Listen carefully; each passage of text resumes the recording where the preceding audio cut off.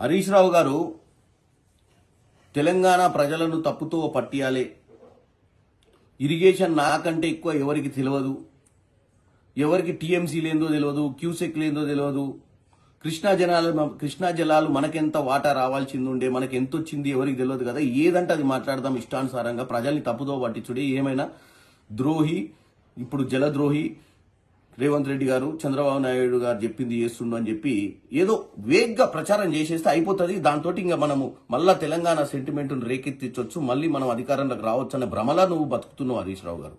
నేను రెండే ముక్కలలో చెప్తా, మీకు ఏ రోజు కూడా కృష్ణా జలాల పైన కానీ దక్షిణ తెలంగాణ మీద కానీ ప్రేమ లేదు.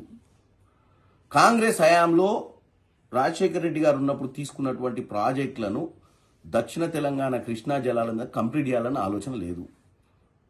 తెలంగాణ వచ్చిన తర్వాత 812 టీఎంసీలు ఉన్నటువంటి కృష్ణా జలాల మీద కేవలం 299 టీఎంసీలే తెలంగాణ కేటాయిస్తే మరి ఎందుకు మీరు పోరాటం చేయలేదు? ఇంటర్నేషనల్ లాస్ ప్రకారము కృష్ణా పరివాహక ప్రాంతం మనలో 69% పారుకుంటూ 31%, 34% ఆంధ్రాలో ఉంటే ఆ పర్సంటేజ్ ప్రకారం 812 టీఎంసీలలో మన వాటా రావాలి కదా. మరి ఆ 10 ఏళ్లలో గాడిద పనులు దొమిర్రా మీరు?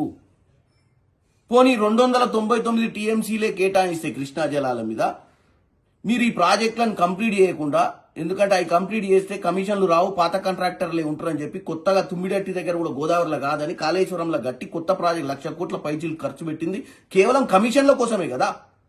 ఇప్పుడు వచ్చి మాకు కృష్ణా జలాల మీద ఇప్పుడున్న ప్రభుత్వానికి చిత్తశుద్ధి లేదు, గోదావరి మీద కనుక్కున్న బనకచెర్ల గురించి మాట్లాడుతావు, ఒకరోజు పాలమూరు రంగారెడ్డి గురించి మాట్లాడి ప్రజల్ని కన్ఫ్యూజ్ చేస్తున్నావు హరీష్ రావు గారు. నేను చెప్తున్నా వినండి, మీరు 299 టీఎంసీలకు ఎందుకు ఒప్పుకుర్రు, ఎందుకు దాని మీద పోరాటం చేయలేము? మీ 10 ఏళ్ల హయాంలో మనకే 500 చిల్లర రావాల్సింది, వాళ్ళు ఇప్పుడు 513 వాళ్ళు తీసుకొని 299 మనకి ఇచ్చిర్రు. రివర్స్ మనకు రావాలి 513 ఇంటర్నేషనల్ వాటర్ లాస్ ప్రకారం. కానీ మీరు ఈ రోజు పోరాటం చేయాలి. ఇప్పుడు వచ్చి పాలమూరు రంగారెడ్డి గురించి మాట్లాడతారు, లేదా బనకచెర్ల గురించి మాట్లాడతారు. బనకచెర్ల గురించి ఆల్రెడీ ఉత్తమ్ కుమార్ రెడ్డి గారు పదే చెప్తున్నారు. డిసెంబర్ 25వ తారీఖు నాడే ఒక ఫైల్ చేసిర్రు, రిట్ పిటిషన్. ఇది కూడా చర్చకు ఎప్పుడు వస్తుంది? సుప్రీంకోర్టులో సోమవారం 5వ తారీఖు నాడు చర్చ కూడా ఉంది. కానీ మీరు ఏమంటారు? వీళ్ళకి బనకచెర్ల మీద చిత్తశుద్ధి లేదు.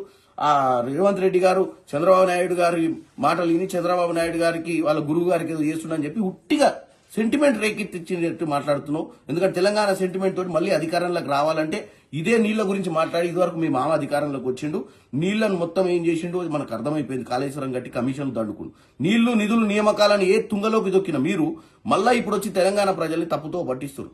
ఎవరు పోయి రాయలసీమకు పోయి రాయలసీమను రత్నాల సీమ చేస్తా అన్నది ఎవడు పోయిండు? బేసిజాలొద్దు, బేసిజాలొద్దు, 3000 టీఎంసీలు గోదావరి నీళ్ళు పోయి సముద్రంలో కలుస్తుంది అన్నది మీ మామగారు కాదా? ఇలా బనకచెర్ల గురించి నువ్వు మాట్లాడుతున్నావు, దానికి ఆద్యం పోసిందే మీ మామ. ఆ రోజు మిగులు జలాలు బాగున్నాయి, దాంట్లో వరద జలాలు ఎక్కువ ఉన్నాయి, 3000 టీఎంసీలు పోయి సముద్రంలో కలుస్తున్నాయి గోదావరి మీద, మీరు ఏమైనా చేసుకోండి అని చెప్పొచ్చిండు చేపల పులుసు తిని. కాబట్టి ఈ రోజు చెప్పేది ఏంటంటే మాకు చిత్తశుద్ధి ఉంది. మేము టోటల్గా ప్రాజెక్టులు కృష్ణా జలాల మీద 299 టీఎంసీలు ఇప్పుడు ఉంది.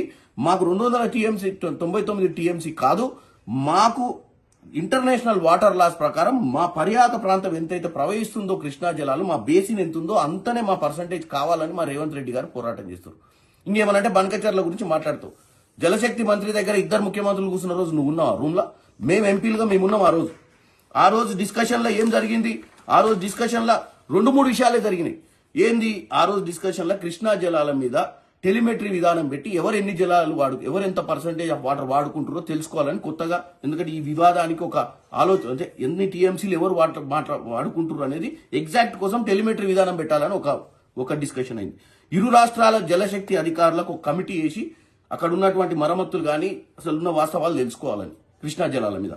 ఇంకోటి శ్రీశైలం ప్రాజెక్టు మరమ్మతులు చేయాలనేది ఒక డిస్కషన్ నడిచింది. గోదావరి రివర్ మేనేజ్మెంట్ బోర్డు వచ్చి తెలంగాణలో, కృష్ణా రివర్ మేనేజ్మెంట్ బోర్డు వచ్చి ఆంధ్రప్రదేశ్లో ఉండే విధంగా కొన్ని నిర్ణయాలు తీసుకున్నారు ఆ రోజు. అంతే తప్ప ఆ రోజు బనకచెర్ల గురించి డిస్కషన్ జరగలేదు. కానీ నువ్వు ఎప్పటికప్పుడు ఈ విషయం ఈ రోజు కాదు, ఈ విషయం ఆ రోజు ముఖ్యమంత్రి గారు చెప్పిర్రు, ఇరిగేషన్ శాఖ మంత్రి ఉత్తమ్ కుమార్ రెడ్డి గారు కూడా చెప్పారు. కానీ పదే వచ్చి బనకచెర్లను తీసుకొచ్చి తెలంగాణ సెంటిమెంట్ కాకెత్తనికే రేవంత్ రెడ్డి గారికి చంద్రబాబు సంబంధాన్ని అంటగట్టుడు, లేదా మా ఇరిగేషన్ మంత్రిని ఎప్పటికప్పుడు పాలమూరు రంగారెడ్డి విషయంలో కానీ ఇంకే విషయాలలోనూ తెలంగాణ ప్రజలకు ఏం తెలియదు అని తప్పుడు ప్రచారం చేస్తున్నావు.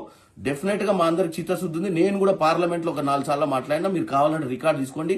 మాకు విభజన హామీల ప్రకారం పాలమూరు రంగారెడ్డి ప్రాజెక్ట్ కి నేషనల్ స్టేటస్ ఇవ్వాలి, నిధులు ఇవ్వాలని కూడా మేము అడగడం జరిగింది. డెఫినెట్ గా దానికోసం పోరాటం చేస్తున్నాం.